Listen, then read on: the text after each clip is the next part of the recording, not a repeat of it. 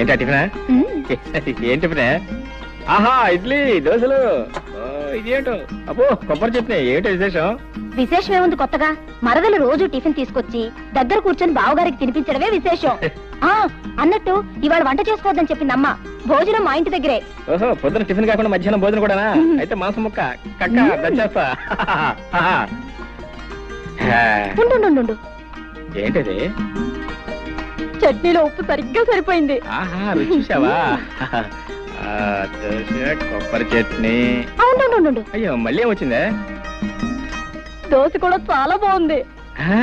అవును, ఇంతకు నన్ను తినేస్తావా లేదా? అయినా నీకు ఇంట్లో అత్తయ్య తిండి పెట్టలేదేమే? కోపడకు బావా. మరి ఏంటి మరి? ఇగో నీకు కావాలంటే మొత్తం తినవు, నాకేం అక్కర్లేదు, నేనేం అనుకోను. అది కాదు బావా, ఏదో బావగారివి కదా, నా చేత్తోనే తినిపిస్తే బాగుంటుంది కదా అని తిను బావా. ఆహా, చిన్నప్పటి నుంచి నువ్వే తినిపించా పాపం, లేకపోతే మా తింటే